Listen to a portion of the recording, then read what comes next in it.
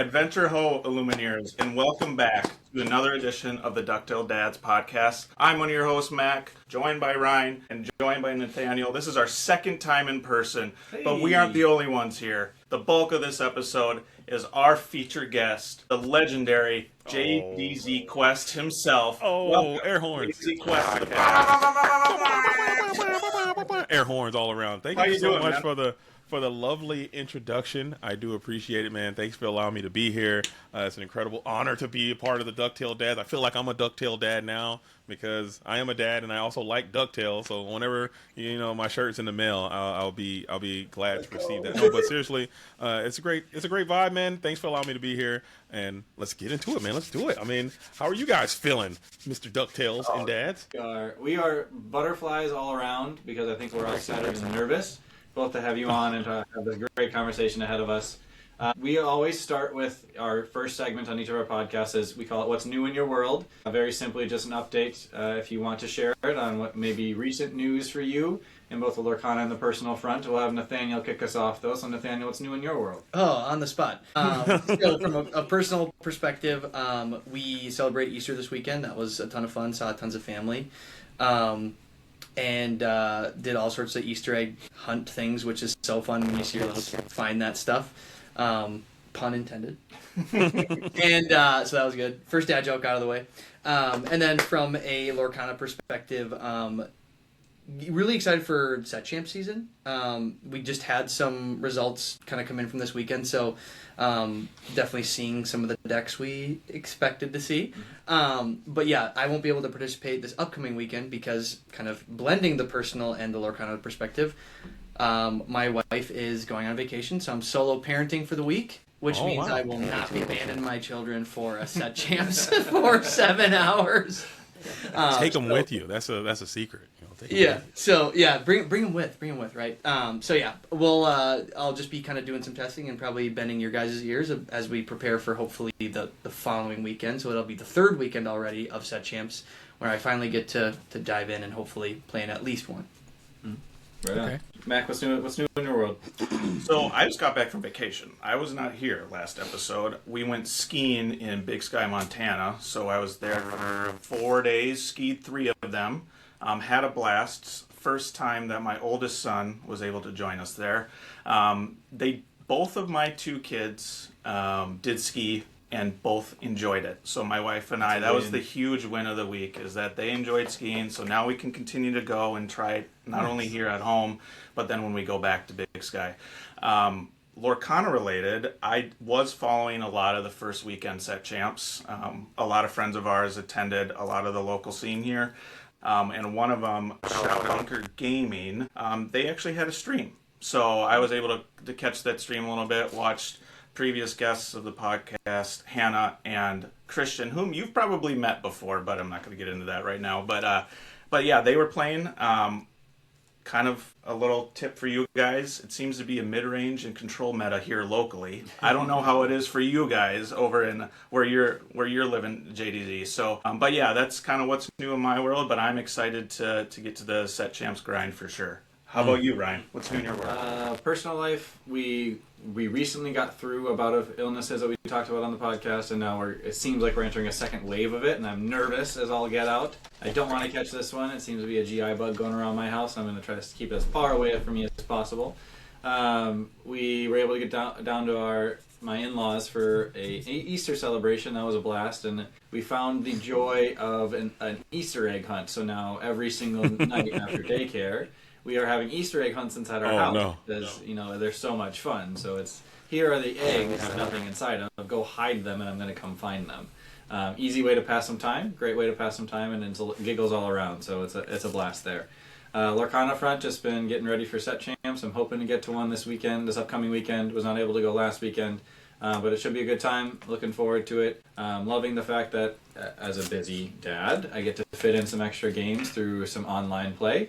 So that's always a joy to be able to feel a little bit more prepared. I tend to err on the side of over-prepared, I would say. And so hopefully I don't just completely flame out, but we'll see how it goes this coming weekend if I'm able to get out to one. All right, JDZ, what's new in your world? Oh man, it's my turn. I feel like I'm a part of the team. No, seriously. Same goes. Easter, a really big holiday here in our family. We all kind of did a lot of the traditional stuff. Did the eggs. Read some Bible. We did watch some Prince of Egypt. Just kind of hung out with the family and things of that sort. And then we had a nice meal and just kind of got together as a family and just kind of chilled a little bit there for Easter before trying to set my studio up for the next day of streaming. But in terms of Lorcana, in the realm of Lorcana, I did have the opportunity to go to a set championship, and I was able to get to a top 8 finish. It's not. Thank you. I mean, it was okay. I say it was only, but there were 15 people in the room. Okay, so I'm barely better than half of the people that were there. But there is something that can be celebrated from that, is the fact that throughout this whole set championship run, at least for this one and maybe another couple that I will do that I plan on playing in, I have started the Tinkerbell Challenge. Okay, the Snowflake Collector Challenge. All of my decks will have 4 copies of the Tinkerbell. The card that you're trying to win, I will have in my deck at 4 copies, and I did have that in my deck, and I was able to, play Amethyst Steel featuring 4 copies of Tinkerbell, and we're able to, beat enough people to get to a top 8 finish. So I got one. I'm gonna do another one this Saturday and every single weekend until set championships complete, and see how many Tinkerbells I can get while playing Tinkerbell. So you guys can join the challenge if you want. It's very hard. Okay, I would not recommend it, but it's definitely something that makes it seem a bit more, I would say, a bit more challenging, and maybe a little bit more, because I'm not the most competitive player, and I'm more of a community. If you got your competitive players and you got your social players, you got your casual players, your community players, I'm more of a competitive leaning, more community. It's kind of where I find the most of my joy, and I really don't like to sweat it out at the set championships too much. I think it just it's not the energy I think that those events should have. And I just want to, go out there, have a good time, let my metaphorical hair down, and just, vibe out a little bit. So that's what I did. That's what I plan on doing. I'm going to keep doing it, and hopefully we can keep stacking up these Tinkerbells, and maybe that'll be how it goes. But yeah, that was my Easter and also my Lorcana. It feels like you're kind of proving the doubters wrong, though, because with getting a top 8 with 4 copies of the new Tink in your deck, she must be meta. I mean, maybe there is a world. No, because especially like granted, I think the card might have a future, and I fully believe this card is better than people give it credit for. I think it might have a future once we get through a rotation, or maybe they add some new cards to the card pool. But if you play it with Amethyst and Steel, you can shift Tinkerbell on top of Tinkerbell at 4. I mean, it's a 3 cost, shifts on 4. No one ever sees it coming. No, people have forgotten about Tinkerbell. They're going to quest, and then they're going to get blown up, and it's just going to be, you're on your way to a victory. Or you can, Olaf, you can bounce the stuff back to your hand. You can get a nice quest in there. I was playing Show Me More as well, so I can draw a bunch of cards, quest with it for 4. Pocahontas, quest with it for 8. It was doing some stuff. Okay, it was kind of cooking a little bit, but honestly, spicy. I don't recommend it, though. I do not recommend. I was about to say, the secret sauce. We're going to show up the next couple of weekends to our set champs and see these JDZ decks come out of nowhere. I mean, it could explode, but it's going to be a good time. I mean, I really do mean that. Like these set championships, early on, and I was just mentioning this on my own stream, but these set championships, when they first came out, they were very, very sweaty, very competitive. And when the Rockstar Stitch was on the line, people were really coming from all around to make these very competitive things. But just based on some of the actions that I feel that Ravensburger has been taking with the increasing of the prizes, with the removal of the second place mat, I think the goal is to have these be like an introductory thing for people into the competitive environment. And I feel, as an ambassador of the game, if you have this environment that's very overtly competitive and super, super obnoxiously sweaty, I think people might become disenfranchised with it, and they might stop showing up. So I feel if people show up with something that's a little bit more laid back, a little bit more relaxed, and people can go there, even if they don't win, they have a good experience, then they're more likely to continue to play the game and keep coming back. So I just want to kind of be a part of the future I want, instead of just going there and sweating it out and making the environment much more sweaty, and people might not enjoy that experience. So at least that's my goal. And also, if you show up with your rogue off-meta deck and you don't do well, you could just say, hey, my deck's no good, and you can feel confident. But then when you go there with your super metafied, tweaked out, tournament-ready deck, and then you don't do well, you're like, man, I just stink. And I just and now you don't have that thing to throw away. So I think maybe it's a double-edged sword. Sure. Yeah. Well, thank you again for joining. The bulk of this episode, as we kind of talked about before we hit record, is we're just three dads loving to play this game, and we like to talk Lorcana when we have our time. So bringing you in, having the the background that you do, the insight that you do, very cool that you're able to join us. And but we got a whole list of questions for you that we're just going to kind of rapid fire, and then let's just see where this conversation goes. Righteous. Okay, cut me off if you need to, man, because I can rant and ramble from time to time. So that's not what we're about. We're gonna give you the floor. So I'll try to be succinct. Okay, I'll try to keep it. Okay. Before we really dive into like some what we consider hardcore Lorcana questions, let's do some like what is JDZ about questions. Let's just know you a little bit. So first of all, how did you get into this game? Where did your Lorcana journey start? And, and do you have any other history in TCGs? And maybe explain that. How did you get into it? Okay, I do. Okay, my TCG history starts with the game of Yu-Gi-Oh! I don't know if you guys, I'm sure obviously you guys know Yu-Gi-Oh! I remember Yu-Gi-Oh! When it came in. I played Pokemon as a child, but I never really played. I just had the cards and I just collected them, but I never played the game. But when Yu-Gi-Oh! Came, it hit me. Excuse me. It hit me like a ton of bricks. Like it took over every aspect of my young life. All of my time and all of my small wealth or money I had went to that game. Every weekend I'm on the trail and I'm playing Yu-Gi-Oh! And I just absolutely adored that game. I played Yu-Gi-Oh! All the way up to say maybe 2007, 2008 in there somewhere. And then that's when I stopped because I started my career in the United States Army. So I was doing the Army thing for a while and I kind of would try to dabble in gaming a little bit, but it just wasn't anywhere on my radar of things that I wanted to do. And then once COVID happened and we all kind of got shut down, even in the military, everyone got shut down. And I started to, wonder like what's going on with these games? What's going on with Yu-Gi-Oh! I wonder what's happening. And I tried to go back into Yu-Gi-Oh! Actually. And I, went to some local game stores and I was trying to find the cards. The game has completely become unplayable, in my opinion. No offense to anyone who's playing Yu-Gi-Oh! Out there who's listening to the DuckTale Dads. If you love Yu-Gi-Oh! Keep doing it. Game's unplayable, unrecognizable. It was just so different. And I just couldn't. I couldn't even be bothered with it. But in my quest to find the Yu-Gi-Oh! Community, I found out about a retro Yu-Gi-Oh! Scene that they had, like where people were reliving, 2005, called GOAT format and like Edison format, and people were start playing GOAT format again. So I was like, wow, this is awesome. This is just like I remember. Like it's very rudimentary, very simple, back to basics Yu-Gi-Oh! Just like I remember playing when I was a kid. Boom, sign me up. And I just started doing GOAT format Yu-Gi-Oh! And I would play all the time. And it just I fell in love with it again. And I was doing that for years and years. So much so that I would start to stream that. I would start to do content for it. I would start to have and it became like a pretty substantial thing. Like the GOAT format if you Google, you can see I'm in the World Championship doing the same thing I'm doing for Lorcana, but for GOAT format. And it was really a cool experience. And then I had a friend there who I met along the way through GOAT format. Someone I've been following for a really long time. A gentleman named Dale Bolito. You might know him. He's a great Lorcana player. And he was getting into Lorcana at the ground floor along with another friend that goes by the name of Moxies. They were getting into Lorcana, and they were also great GOAT format Yu-Gi-Oh! Players. And they're like, dude, you got to do this. You got to come into Lorcana. It's a really cool game. It's Disney. You're going to love it. Because I unlike most players, I'm a Disney first guy. Like if this game was not Disney Lorcana, I would not be playing it right now. It's a Disney thing that what got me in, because even before I started playing this game, I was always talking about Disney stuff. I was always going to Disney World. I was always being a Disney person. And when Lorcana dropped, it was just very hard to get the product. I did get like some chapter 1 stuff, but I was just gonna get the cards just because I like Disney stuff.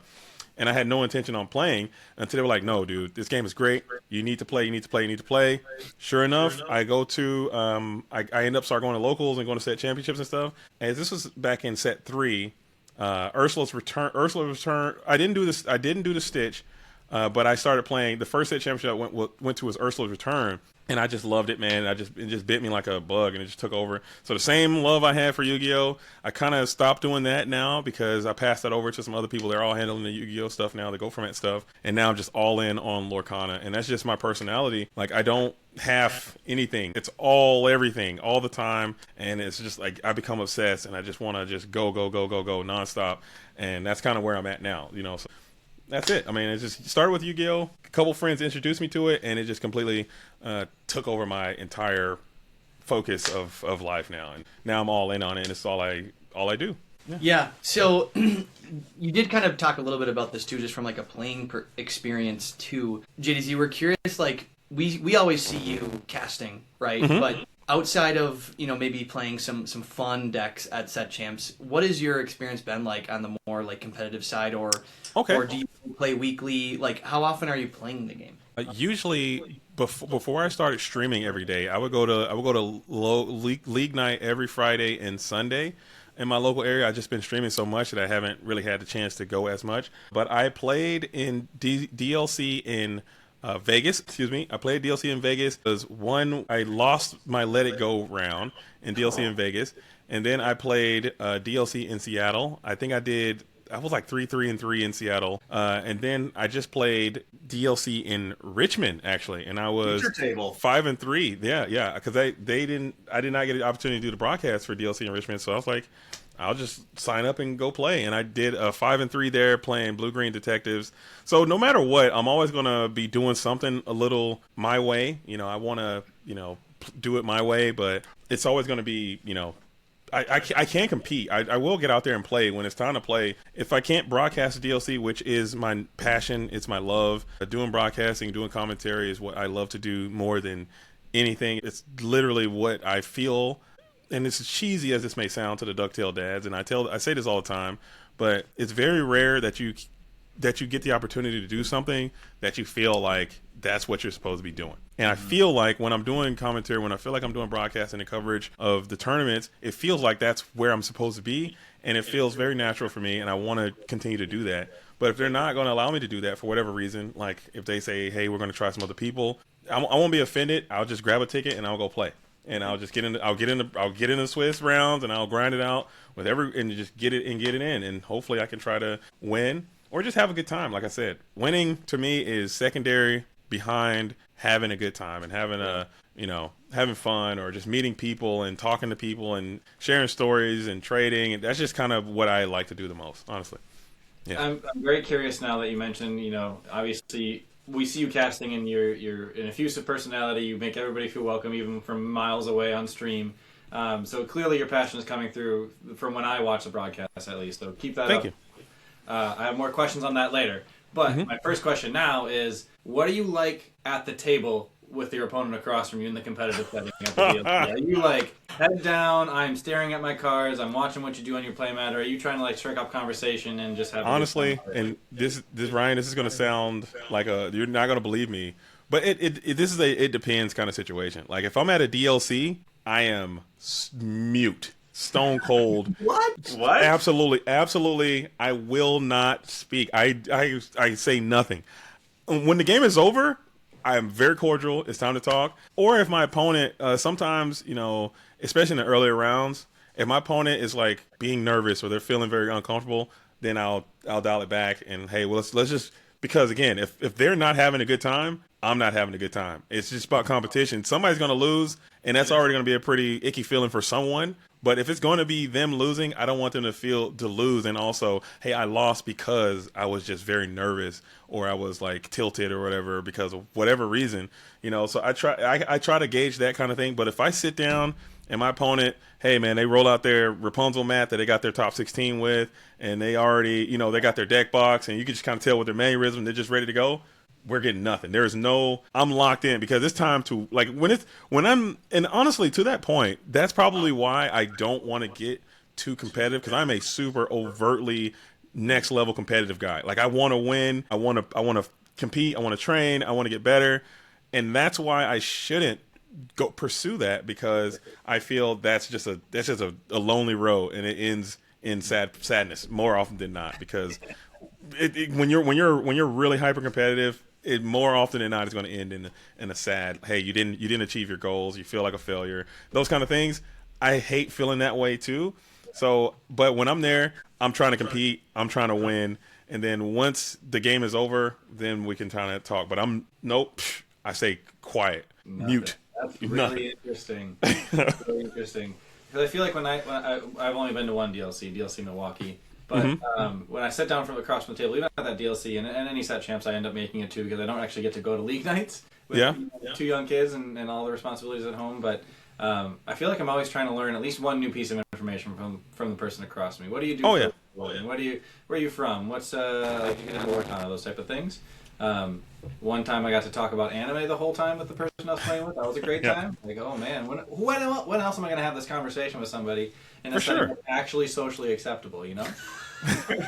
Yeah, and, I mean, to that point, I guess at the end. Usually, I do that at the end or maybe at the beginning before the round starts. But I try not to do too much because a lot of times people will try to use those conversations to kind of get information about. And I hate to think, about this from that kind of perspective, but people will try to use those conversations like, oh, how'd your last round go? Oh, what ended up happening? Oh, how did they beat you? Or how did you beat them? What did you do? And you end up inadvertently, just because you're just trying to be a social creature to break that tension, you'll end up revealing information about your deck. Oh, yeah, well, I used Madam M Elephant and it saved me, because I was able to bounce my, Mulan back to my hand. Okay, now I know they're playing Purple Steel and they got Madam M Elephant in their deck, and that's something I got to look out for. Maybe that's not true, or maybe that's not happening. But in my head, I'm like, okay, they're trying to get something out of my answers or whatever. So we keep it surface level, and at the end, that's when it's time to talk, and that's when it's time to break it down and know like what's going on. You can kind of go over your match a little bit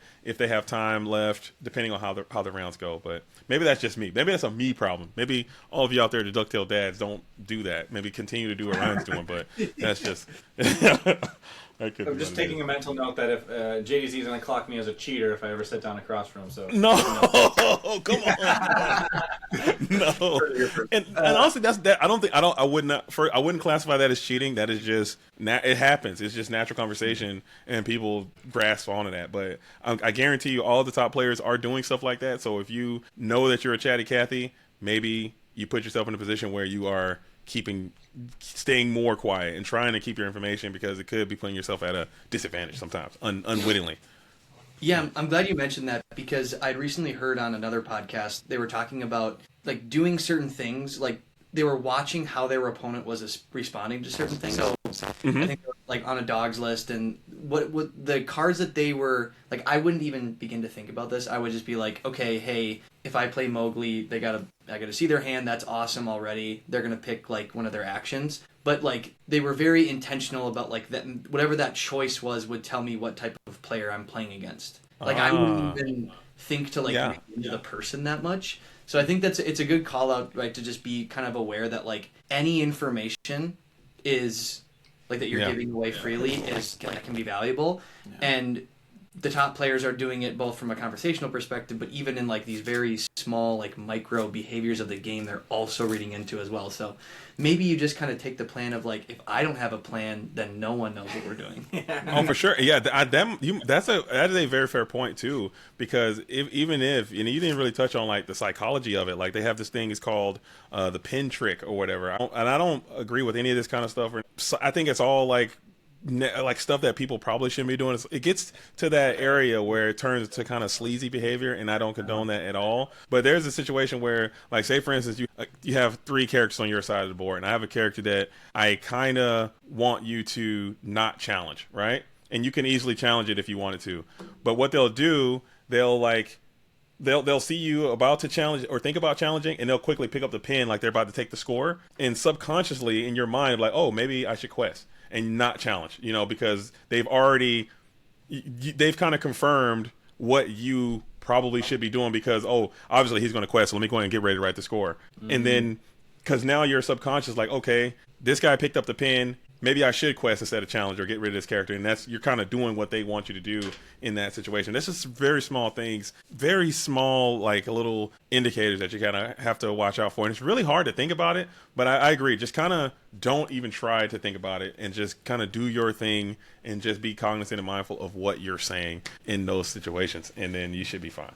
Sure. Yeah, one thing you mentioned too that's very interesting, and you talked about being ultra competitive. And I think one of the things, the three of us, one of the themes that we talk about is we grew up with traditional sports. And that we're kind of growing out of that now, and maybe we're in coaching and our kids are doing it now. One of the things we like about Lorcana is that it helps scratch that competitive itch that we still have. So I'm curious, how did you get this ultra competitive nature? Did you grow up in traditional sports too? I did. Yeah. Where's that background coming from? I played football. Okay, I played football, baseball, and I wrestled a bit. That was my sports. But I was also, like I said, I spent 20 years in the United States Army. I was a Green Beret for most of that time, and that is a very, very, very, very, very extremely competitive thing. Okay, just to be in that field, just to be doing that job, you're always competing against your peers for promotions or for different jobs or for different schools or for different opportunities. You're competing with different teams for different missions. You're competing. It's a nonstop competition. You just always have to be, and even against like your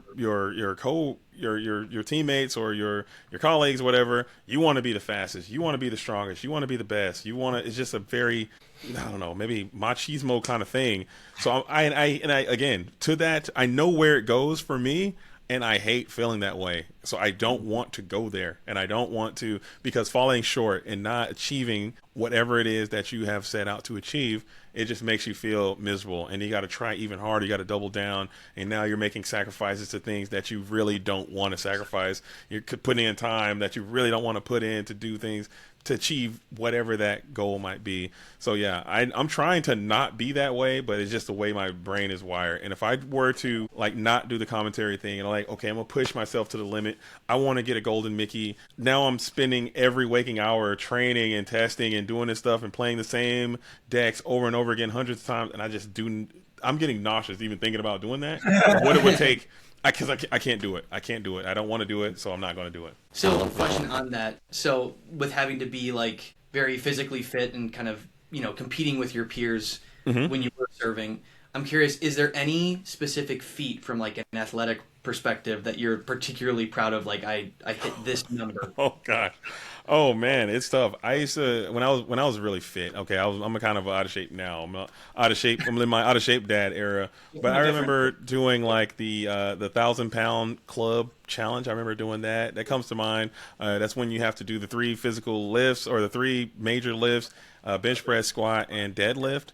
And I was able to get like into the 1,400 pounds. I was lifting a lot of weights, so that was like in my peak physical condition. It was a lot. I had like 500 pounds lift, like 550 squat, and a 375 bench at the time. So I was doing really good at that time. Well, I don't know what it was, whatever that is. I think like 1,300 pounds or something like that. So it was good. That was at my peak physical fitness level, but. Not anymore. Those days are well behind me, and I'm not going back.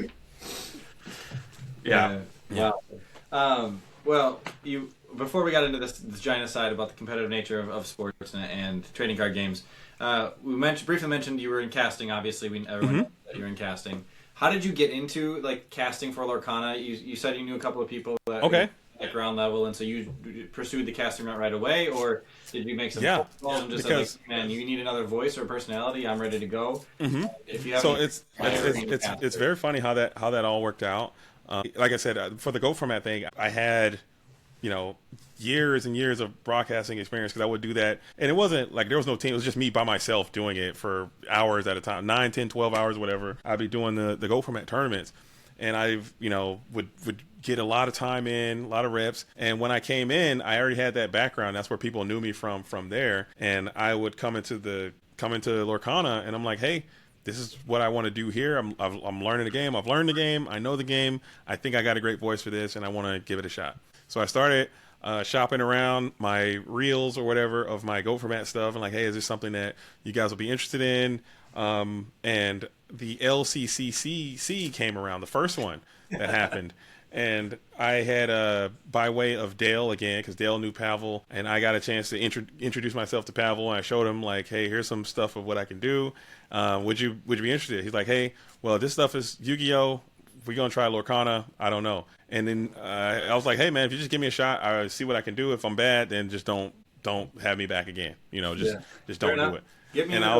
And sure enough, it was me and Luke Wonderland. He also does the ICL, and I got a chance to do the LCCC, and we just came out and same thing, boom. So we hit it, and I practiced. I learned all the cards. I learned the meta inside and out, and I was prepared, and I went in, and we did a really good job. I did a really good job for that first LCCC. I'm like, okay, we got to have this guy come back again and do another one. So I kept coming back, doing LCCCs as much as I could, just anytime I could get a chance. And then I ended up doing for the ICL as well. So I would do the ICL, get as many calls as I could there, and I would just hit the road and like, hey, if anybody needs a guy to do this, I'd be more than willing to give it a shot. And I was just constantly, going to these smaller tournaments, and I would just lend my voice to it. Any kind of webcam, online stuff, I'd lend my voice to that and just try to keep sharpening my skills and building my name. And then I started the streaming, and I started the YouTube and stuff, and that started to build and build and build. And then eventually I got on with the, I think Rochelle noticed me, and she was like, hey, we're going to give you a shot.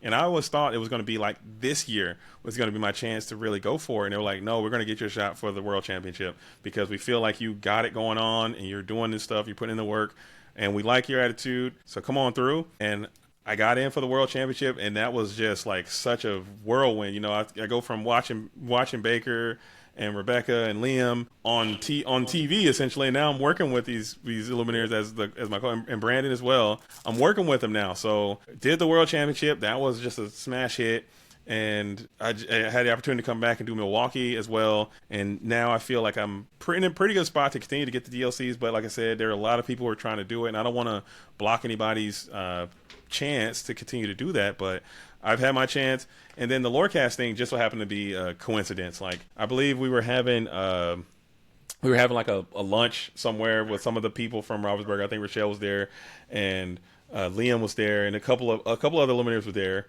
And we were talking, and they were like, oh, we're actually, and they started mentioning in the conversation, some of the Robertsburg staff was like, hey, they were mentioning areas like that I knew of. I was like, wait a minute, I know where that is. They're like, oh yeah, we're going to do this over by this place at this time. I was like, oh, I know where that is too. Like, where are you guys at? They're like, oh, we're in Seattle. I was like, are you serious? I'm in, I'm like right down the street. I'm like in Tacoma. I was like, if you guys, and I just threw it out there. I'm like, hey, if you guys ever need a guy to come by and like, talk, I can do it. And like, you know what? We'll keep you. We'll take you up on that. And they brought me by. We did the Lorecast episode, and it was really cool. And now I just kind of that's how it is. I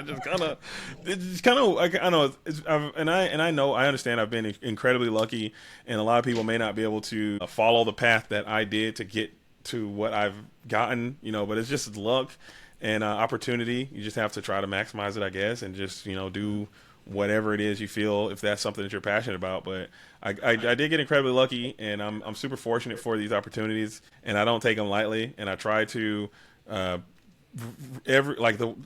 sorry I'm ranting, but the World Championship, I just remember that one because that was such an incredible opportunity, and I know a lot of people would have given anything to be in that spot. So I was like, I cannot do this wrong. Like, I can't fumble this. I got to be on my P's and Q's. I got to be 100% accurate. And I was studying so much, and I was learning these card pools, learning things about sealed. I was learning things about the meta. I was learning about the players. I was watching the movies. I prepared for that World Championship like it was my life depended on it. And I really wanted to do that just to show how important that was to me, and how much that was, because the community deserved it.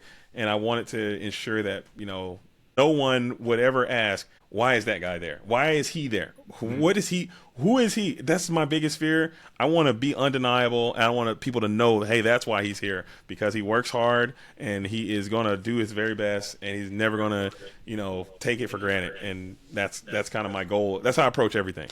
Yeah. I think I'd speak for all of us when I say that it's very evident when you are on stream. Your J's, your D's, your Z's are all very much in very good order. It's just you bring such a unique, I think, blend of the game really well, the mechanics of it, and then to be able to also have this positive, energy that's just so. Really, like you can just relate to it. You feel like you're really part of the experience, watching it and listening to you. So, I think from the outside kind of perspective, right? Like it is very clear that one, you know what you're talking about, and you have done the prep work, like you've put in that part of the work, but you are also able to layer in this really personable, fun personality, right? That I think many players of all competitive shapes and sizes can really relate to, and it just makes the whole experience pretty amazing. So I think that's really unique that you're able to bring all of that in one person. So you make the experience better. I mean, I think I had a conversation with friends recently about the value of a good broadcaster in like a sporting game, right? Like it makes these all-time moments even more special when there's like a really great call. And I think you have that special sauce when something really cool happens. And it could be something from a card reveal, a new mechanic, to like a really cool play in a big match. It just makes it all the more memorable when you have this amazing call on it. So kudos to you for that. I think it just makes the whole experience better. You have no idea how much that means to me as someone, like I said, I agree with you wholeheartedly. Like when you have a great broadcast team or you have a great commentator, it elevates. And that's your goal as a commentator. You're just trying to elevate what is already being perceived, okay? Because people can see, you can turn the commentary off and you can watch the game as it's unfolding by itself without someone trying to kind of describe the scenario to you. But that experience, to me, it's inherently boring. Like you can look at someone, just two people playing cards is objectively boring to see. But there's so much intrigue in there. There's so much going on with these turns and these cards and the stress level and the timing and how important and how critical it is. You have to be able to be a great storyteller. You have to be able to elevate that and really drive home why this is here. We're looking at it.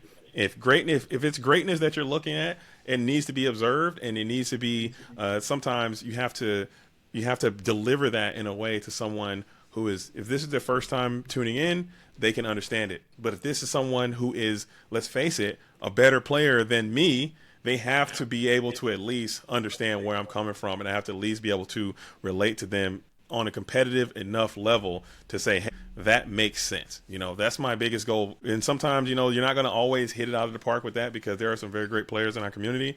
But at the same time, think of it as like, I watch a lot of, in preparation, I'm serious, I watch a lot of golf commentary. I watch a lot of chess commentary. Those are my two favorites to watch because they run parallel to a trading card game commentary. Because fighting game commentary, there's a lot moving around. Football and even baseball to a certain extent, there's a lot happening. Whereas in golf, the people who are playing are significantly better than the people that are watching 99.9% of the time. Oh yeah. And you're like, what are we doing? Oh, he hit the ball and it goes in the hole. Like it's very boring. It's very boring. But if you listen to it, these guys they have me on the edge of my seat. And the thing about golf, they can't raise their voice, they can't yell, they got nothing but the story to be able to propel that information to you. Same thing with chess. The chess game is the game. The people that are playing are significantly better than the people that are commentating, but you still have to be able to break that information down, describe the position in a way that the layman can understand, and also the people who are competitive can be able to take some value from what you're saying and still be able to keep up with the action enough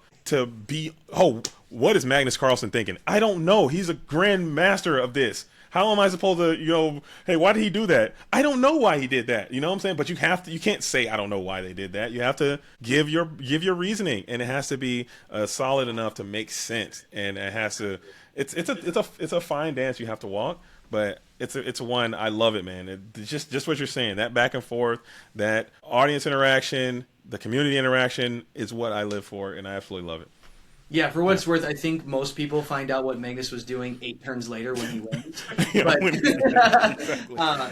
yeah, I think it kind of reminds me too of like even when you're watching a good movie and there's music, like the timing of it when it comes in. And if you ever seen some funny like remixes where they'll take out the music that's normally there to something goofy, and it's just like the whole experience seems completely different, right? Yeah. And I think that's, to your point, right? Like when you're able to add that suspense and extra intrigue, it just makes the whole watching experience just so much fuller. So, yeah. I think we all really appreciate that out of you.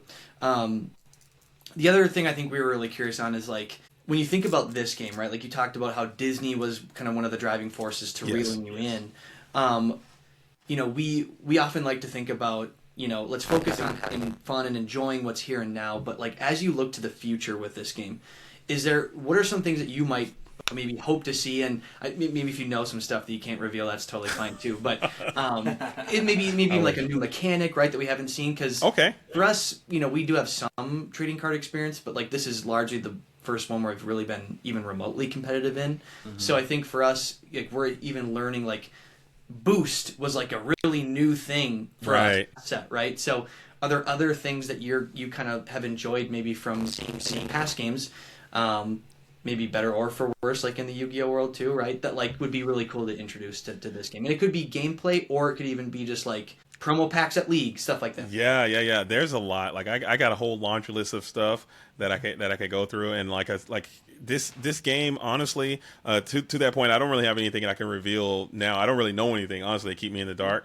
But I would say that I think in this next set that is coming up, this Wilds Unknown, I believe this thing is a tinderbox. Okay, I believe this game is on the precipice of an explosion in popularity, the likes of which we have never seen. I don't think that we have hit our most popular days yet. I believe with the addition of Pixar coming into this game, I believe it's going to propel Lorcana into a world that I don't know people are ready for. We're just a few short corrections away. We're going to wrap up season 2, which kind of was a slight downgrade from season 1, but I think season 3 is going to ramp in, and we're just going to have this very, very super over-the-top popular game. And to your point, I think we have to be careful with how much we add, because I truly feel that one of the biggest driving factors and one of the biggest things that I enjoy about Disney Lorcana is that it is so simple, and I don't want to add too many things. I remember the parallel I made to the Yu-Gi-Oh experience I had when I really loved that game. I leave for a while and I come back and it's a completely different game. I hope that never happens in Lorcana. So to answer your question, I'll give you a bunch of stuff that I don't want to see coming into Disney Lorcana, and I'll start with tokens. Okay, I know a lot of people might be big fans of tokens. If you're not familiar with what a token is, it's like a fake character that is created through another card or an effect that plays itself to the board, and you can use tokens to do a variety of different things. A lot of people might be clamoring for a token type thing to come to Lorcana. I hope it never happens, and that's number 1. Number 2, I hope we never get side decking. I know a lot of people may have been clamoring for side decking too. I think our game is so simple and intricate and elegant with the inking and uninkable and inkable system that we have, to the point where your side deck is virtually in your deck, and adding a side deck, although it would probably help the competitive echelon, it just makes your game a bit more cumbersome and confusing. Hopefully we don't ever add it, and just keep that being your 60 card main deck. That's it. Okay. Another thing, the last thing that we can talk about, alternate win conditions. Okay. Please don't add them. Okay. I love the deck out and I love the 20 lore. That's it. Okay. I don't want anything else. No Exodia. No add this to your Inkwell and you win, or have this many cards in your hand, or do that. None of that. We don't want any of that stuff to come into this game. Again, keep it simple, keep it clean, keep it elegant is going to be the name of the game. Also, for last one, no dice rolling, no gambling effects either. We're not doing that either. No roll a dice, do this, flip a coin, do that. None of that. Keep all that stuff out of here, and I think we'll have a nice game. Anything else that they want to add that's in the realm of making the game better and more entertaining? I would concur, because we do kind of get into this Jurassic Park type mode when you're in a card design team. If you don't do something new, people won't go. They won't buy the new cards. They won't try the new stuff, and that's a problem too. So you have to keep doing new and exciting things, but you can't break your game or make it so cumbersome or so all this and that. I think boosting is perfect. I think all the decisions they've made in terms of the game design have been perfect. Maybe Willow, maybe Tramp, that kind of stuff, but maybe that. But I think everything else has been good for the most part. So I'll trust them. If they just don't do all the things I said, and also no out of play zone, keep it under the deck, keep it into the inkwell, and we're good to go. There you go. Sorry, rank complete. I fully appreciate the comment about just keep it simple, right? Just keep it Yes. simple. The inkability on inkability is already like That's Disney, right? Variety enough, and I very much appreciate the low barrier to entry for getting new players. Yes. I think that's hugely important. Being the Disney IP and being this family-friendly environment and game, including the community that I've experienced at least, is just very welcoming, very open, very family-oriented and family-friendly. And I appreciate that about a trading card game that I'm enjoying, like exercising and scratching that competitive itch in. And future thinking here, and kind of on more of like a local or personal level, or how do we as players, or how do we as the DuckTale Dads, continue to expand the game. Personally, kind of around our area, we've seen a little bit of local attendance dropping recently. Yeah. The last couple of sets, especially since rotation, especially for like weekly night attendance. So how do we like kind of grow and continue to be? You use the term you're an ambassador game. We very much are. Yeah. And if that's an official title, then it's spot on. And how do we kind of be unofficial ambassadors for the game? In our areas, and how do we continue to grow the game? That's a tough one because I've noticed that a bit myself, and I think it's just where I when I'm in the realm of Lorcana, which we are right now. So if you're talking about Lorcana, I try not to dwell on the things that are going on in the waking world that surrounds us. But the world is just becoming hard. Okay, it's becoming tough, and I know prices of things are increasing, and people's spare time is decreasing, and it's hard like to get out to those league nights. So I'm not judging anybody for not going, because I know I go when I can, but it's just very difficult to get out there and do that sometimes. But it's going to take a couple of phases of approach. One, I think it's going to involve everyone, speaking about the game in a positive manner. Usually when you're talking about it, oh, this sucks, this is bad, this is stuff. I wish our community would just get together and be like, hey, we like this game, and talk about the good that you see. So I've gotten into the habit of trying to speak good about the game when I'm around, and I try to take multiple decks with me. If someone is curious about it, I try to introduce them and have them play. Hey, what are you guys doing over there? Always be welcoming of people to come in to your circles. And a lot of times, a lot of TCGs, you want to be off-putting, you want to hold people out. I say, hey, whenever someone asks, hey, what you guys doing over there? I always try to bring them in. We're playing Lorcana. Here it is. You want to try it sometime or whatever, and just trying to introduce more people to it instead of isolating them out. Another thing, that's how it was for me. Like for trading card games, it became like a sanctuary or like a safe space, because I moved schools a lot when I was younger, and whenever I would go to a new school, it was always the table in the lunchroom or the place in the library where the kids are gathering the games. They're playing Yu-Gi-Oh, they're playing whatever, and I can always have a place where I could be a part of that. Okay, whereas in the world, people might not have that too, and they could find that same type of home in this community, so I think just being open, being able to talk about it and introduce people to it, but it will require, I think at a certain point, it's going to require some type of support from the Robbsburger. I think there's going to have to be like a tournament pack or some type of a reason to go to these leagues. The pins going away kind of hurt, and some of the prize structure kind of leaving kind of was a setback in the wrong direction. So eventually, maybe not now, maybe in the future, they should have something to come in to support people going. Like I remember when I played Yu-Gi-Oh again, they would have those tournament packs, and I love the tournament packs. That would be really, really cool thing to do. People show up, you get a tournament pack, you win, you get a tournament pack, and just have that be something that people can have a reason to go to that's outside of just community and playing, because it takes a lot to get over there a lot of times. That's fair. Fair. I know, kind of off air and in just our normal conversation, I think Nathaniel might have mentioned at one point. Can you imagine how like nuts it would be if they had like a special Tipo inside some sort of like league night prize pack, and how crazy that would go? Like people would be everywhere. It would be. Everyone would want this card.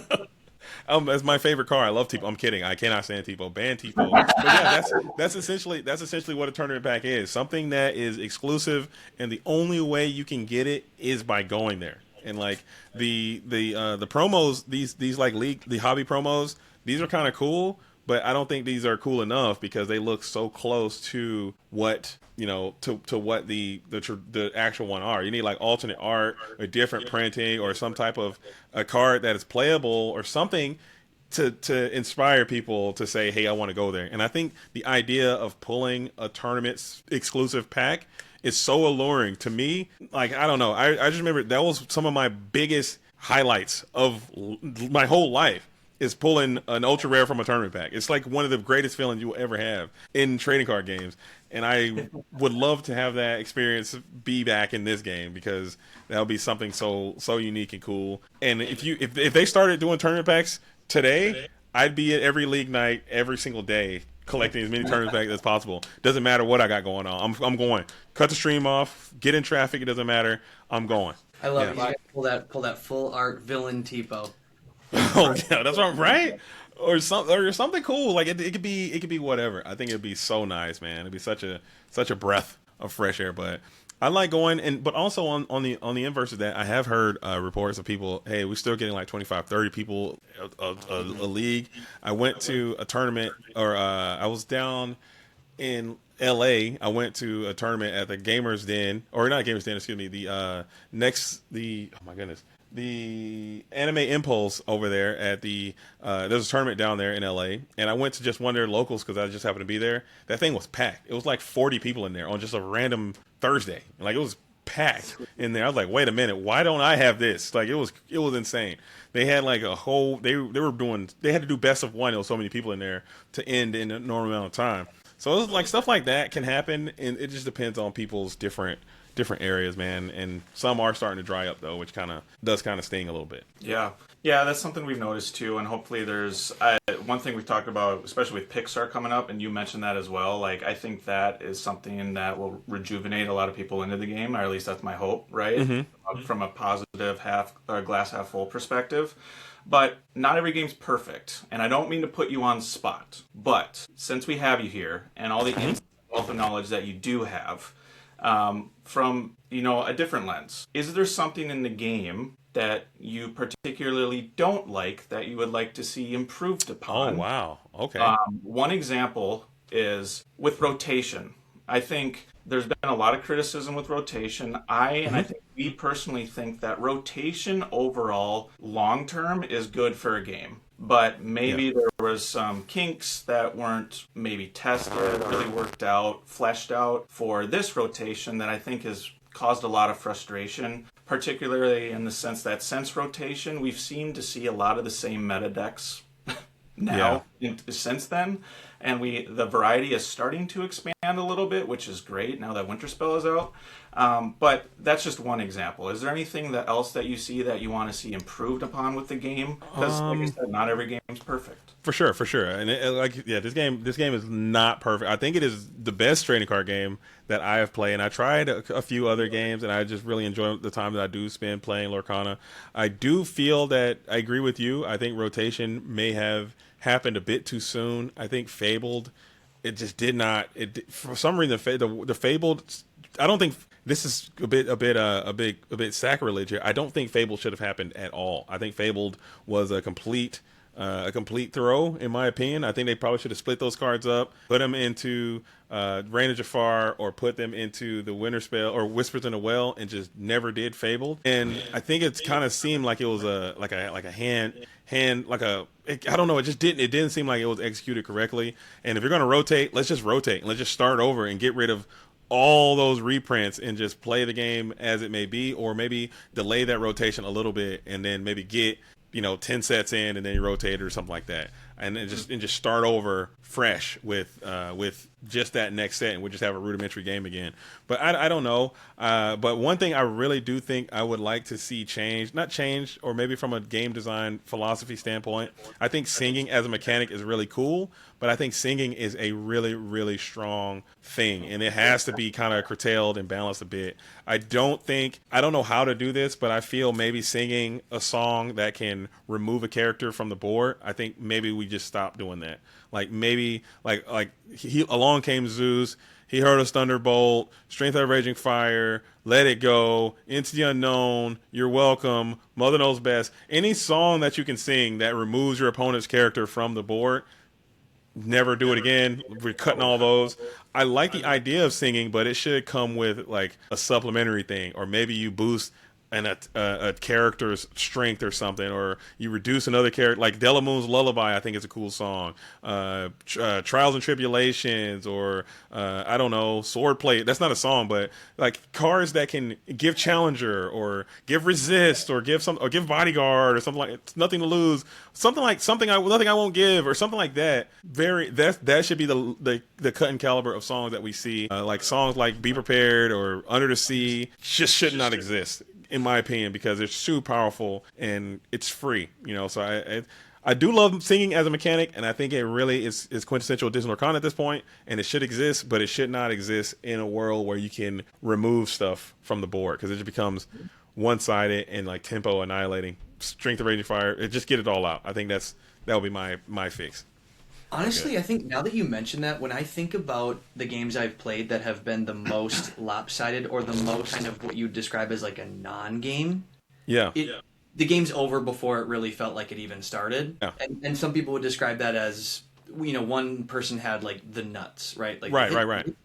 Draw. But what usually happens as part of that is usually there is a song in there, whether it's they hit the Under the Sea on turn 3, right? In a deck that shall not be named, or like they're able to do a lot of stuff for free via singing, and it cripples your board in some way. I think, singing up to your point, like the removal songs, when, Amethyst Steel, as you mentioned earlier, sometimes when it does the most like unfair thing that it can do, it's spilling a lot of characters out, it's singing down the opponent's characters, and as the opponent, you're just like sitting there watching your board evaporate, and you can't do anything about it. Exactly. I think if that were, like, hypothetically, Strength of a Raging Fire would still be a pretty good card if you just had to pay 3 ink to use it. It will still be a totally fine, very serviceable card. But the fact that you can now sing it and take especially if you're going first, you play a character, they play a character. You play a character, they play a character. You play a character, they play a character. You sing Strength on their guy. You're now so far ahead of them at no fault of your own. You literally did not do anything. Like maybe you can play Pete, maybe you can play like Ursula or something, but that just kind of locks you into Emerald Steel, and that's like the least played deck right now in Core Constructed. So it's like, I think that's just, to me, I think that is just a mistake. Whereas if they, sing a song like, hey, I'm still here, my guy has Resist, I draw a card, okay, that's cool. I just won't be able to challenge your guy this turn. Great play, but it's not the end of the world for me. I still can play my game too. And now we can kind of catch up or something. But I think singing as a mechanic is very cool, but it is something that really should be kept. Like singing a song Teeth and Ambitions, and also the Be King Undisputed. Even singing that song is like, okay, boom, I play 4, you get rid of a guy. Granted, you can play around that a little bit easier, but still, just being able to remove your stuff for free while still being able to use my ink to advance my own game state is just so much of a tempo sink a lot of times that I think that should be something that is never. Singing removal should be out, completely out, in any form. I think that's just will be my immediate fix. Ban them all. Awesome take. Hot take. That is really interesting. So you only want card draw off of songs, is what I'm hearing. You can card draw, or you can do like static effects. You can do like, hey, I'm gonna sing this song, and now all my characters gain Bodyguard. Okay, cool. I'm gonna sing this song, and like fragile as a flower. Or was it I'm gonna heal. We'll sing a song. There's something that heals damage or something like that. Like there can be cards that you can do stuff with that does not affect your opponent's tempo. Like I think that's just inherently not gonna be good more often than not. Like a Kud Edamudi is probably one of the most broken cards in the history of this game. I still think that card is fine compared to Strength of Raging Fire. Like I still think it's fine. Even though I think that card might be pushing it a bit too far, but I still think that's healthier for the game than say a Strength of Raging Fire or something like that. Like I can even look, okay, what are some of the songs we have? We got songs. Let me just pull up some songs and see what is like. Do you want to build a snowman? I think that card is okay. Strike a good match. Great song. Grab your bow. Not in this world. Okay, not gonna happen. All right. Malicious, Mean, and Scary. It's gone too. But I'm much faster. Great song. You see what I'm saying? We got some good ones. Circle of Life is a good song. Heal What Has Been Hurt. Lost in the Woods. World's Greatest Criminal Mind. World's Greatest Out of Here. Okay, not a song. Pay your 3 ink like a normal. I mean, there are some good ones out there, but you'll see. You just have to look at them and just look at the songs that are being played.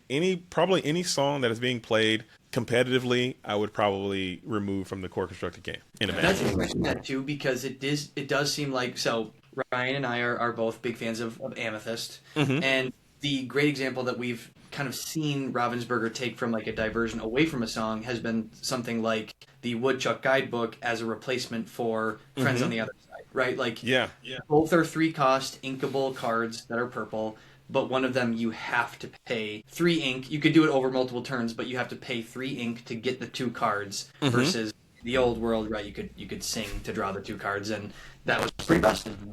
I thought that was insane. I thought Friends on the Other Side was an insane card. I think maybe that's not removing cards from the board, but it's just so free, and you just free draw cards. I mean, Pot of Greed in Yu-Gi-Oh was an insane card. I mean, I still keep this here just for that reason, as a little reminder. You know, it still exists in this game. He's always there watching me, but.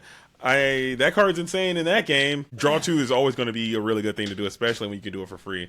I think forcing people to use their ink to play actions, I think, is value there. That should be the way.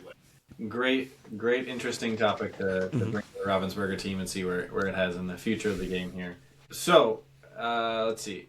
Let's transition a little bit more into kind of a personal note. So, in your life, how do you find balance between, playing and casting in Lorcana and all the commitments you have with streaming and YouTube and everything like that, and your home and your family life? How do you find time to, be a dad and enjoy time with your kids with all of this massive hobby going on? Do you have any other hobbies that you fit in around it as well? Well, no. All of my hobbies revolve around this. Like, my hobbies are like the tech stuff and the setup stuff and the streaming. That's kind of like the hobby, and Lorcana is obviously the hobby. But I'll usually, a lot of times, my wife, I call her production, but she is I call her production because she is production, but she's literally production. Like, she helps me, and she usually travels a lot with me and to go to these things. My kids, on the other hand, they are getting to that age to where they're like, okay, my oldest daughter's 18, so she's, they're like 18. We got an 18. My second daughter's about to be 16 here in September.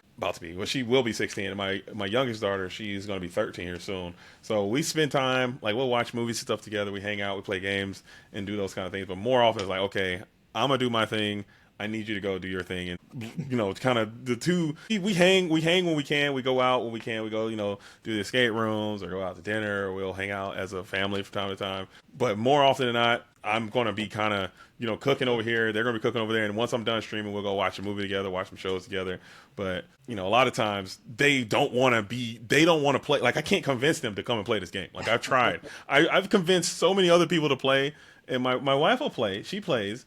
My youngest daughter will play. She shows some interest in playing. But my oldest two, they're like, nah, dude, we're good. I'm fine. I can't be bothered. And I'm like, come on, man. This is it. But we are a Disney family. Like, we go to Disney World and Disneyland and things of that sort all the time. And we always watching Disney movies. So we have that tie that binds us all together.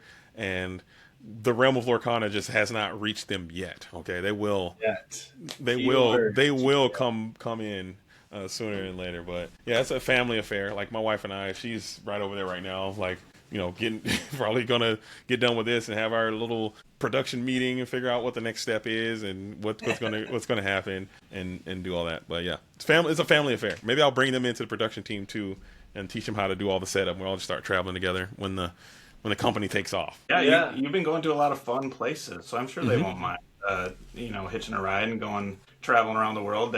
You've been, like you said, you've been really blessed to do it, and no better voice, in our opinion, to do it as well. Thank you so much. But I'm surprised we talk about other hobbies. I've noticed that you make a lot of basketball references, and I'm a big basketball guy, and I think Ryan is too. Very much so. Like, you talk about Jordan and Pippen, like a lot of these things, and coming from that background, that really piques my interest. I'm surprised basketball isn't a big hobby of yours. I actually do play. I play a little bit. I actually plan on playing a game of basketball when I go to the Ink event in Baltimore. Shout out to Garrett. We're going to be playing some basketball against each other.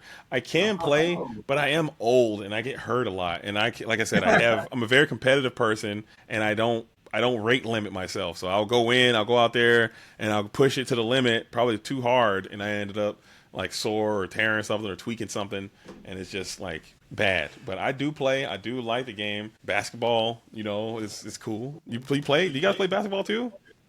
I used to play. Ryan used to play competitively, but to your point, yeah, once you reach a certain age, it's like, ooh, I don't cover as best as possible anymore. Yeah, exactly. You mentioned tearing things, and I think I officially retired both of us from any sort of like rec league sports. I was a week before the birth of my first daughter, my first kid, and I tore my Achilles playing rec league soccer. Oh no! Ouch! I'm so sorry. With me when it happened, and he's just like, "Oh, that's the end of my career too." So, I never went back. I just was like, "That's good. I don't need that in my life either." Yeah, double career ender right there for sure. Yeah, the recovery time's different. The injury risk is up, and it just felt like, hey, I can find other ways to scratch the competitive itch. I just need to be running around with the young guys anymore. Did you have to get surgery? It doesn't stop you from slinging your shiny cardboard. So at least there you go. Exactly. No. Did you have to get a surgery for the Achilles? Yeah. It was. I mean, it wasn't fully torn through, but it was all like 80% frayed all the way down, if you will. So instead of like cutting it clean off, it was just like frayed all the way down. My surgeon didn't know that I had the like thickest ancillary tendon that he's ever seen in an Achilles surgery. That's kind of something to hang my hat on now. that actually got tied into the new Achilles, and so yeah, I'm all good now. I'm functioning and I'm active and I'm running and jumping and playing, and I beat my daughter to walking. So kudos to me on that. Nice. I'm good now, but I haven't gone back to any sort of like rec league competitive sports because one, I was banned during the pregnancy of my wife's second pregnancy because she said, if you do that again, like I don't know what I'm going to do because I'm losing my mind. Mm-hmm. And then B, because I didn't want to have to go through recovery while chasing a toddler around and having a newborn at the same time. It just felt like that was maybe too much. One newborn in a recovery phase is, we can do that, but add the toddler in and then all that's done. Yeah, it's done. Yeah, but I did play basketball for a long time, so I like to go out and shoot hoops a little bit, just, pick up the basketball and don't actually play anything, just hit some three-pointers and do some free throws, maybe miss a couple of layups and then call it a day. A little horse, that's it. Yeah. You want to do some trivia, JDZ, before we wrap up? Of course. Let's cook. So we put together 3 questions for you, just some fun, see if you can get them, and let's dig deep into the wells of your memory here. Okay. There are prizes on the line here. There are prizes. You're playing for some not so family recipes of ours. So let's do it. Let me lock in. Your kitchen here in a second. I'll do question 1. Okay. So, let me lock in. We live in the Twin Cities of Minneapolis and St. Paul in Minnesota. Who from our area participated in Disney Lorcana's first World Championship? Oh. Wait a minute. Ooh. There was one Minnesotan who played at the Worlds. We do have a good follow-up hint in case he doesn't. Oh, hold on. Let me see. Oh, Minnesotan. Okay, a Minnesotan. Oh my goodness. I feel like I should know this. I should know this. Oh man. Oh my goodness. All right, give me a small hint. What is their claim to fame? What tournament? Okay, no, that's too much. Okay. It's too close. I got you on which tournament. They did very well at the North American Continental Championships. The North American Continental Championships. Like very well there. The runner-up. Like really far. Oh, Scott Markinson? Yes, let's go. Scott Markinson's your guy? I didn't know Minnesota. You affectionately call him the people's champion here locally. So, dude, he's such an awesome dude. He's so quiet too, man. He doesn't. I think he could be like way more out there. I did not know he was from Minnesota, man. Yeah. You can add that to your repertoire of fun facts to share next time you see him on stream. Now you know. Now we know. And for that, the prize is my family's not-so-secret tater tot hot dish recipe. So we will be sending that your way. Thank you. W's. Yeah, of course. I appreciate that. It's a hot dish, not a casserole. A hot dish, not a casserole. We'll try it. Okay, this one should be a little bit easier, low-hanging fruit, because we may have spilled the beans on this one. But okay. what DLC did we meet you in person? It was in Milwaukee. Nailed it. It was in Milwaukee. It was in Milwaukee. I remember. During our favorite Fabled meta. So that'll be, the price for that is my wife's copycat ziti recipe. Let's go.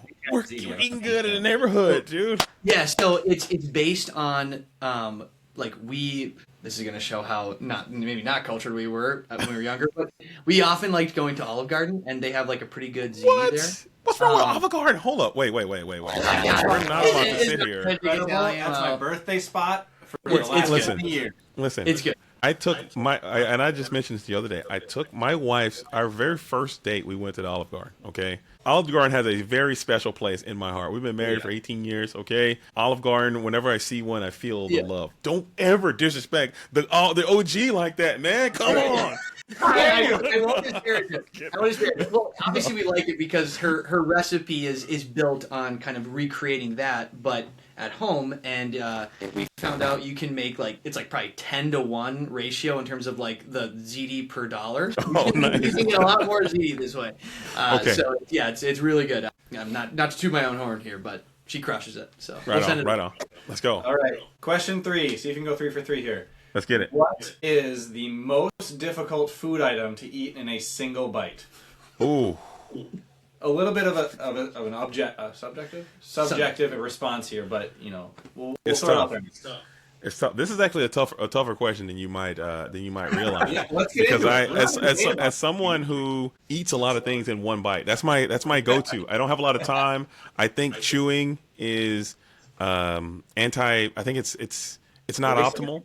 It's not optimal. I think you look at animals like hippopotamus. You look at alligators. You look at some of these other animals. They don't sit around here chewing and taking bites. Like, what are we doing? You get it in your gullet and you move on. Pelicans come to mind. Is another animal that I base my my strategy on, because they don't get caught up in this whole chewing and biting. So yeah, one shot.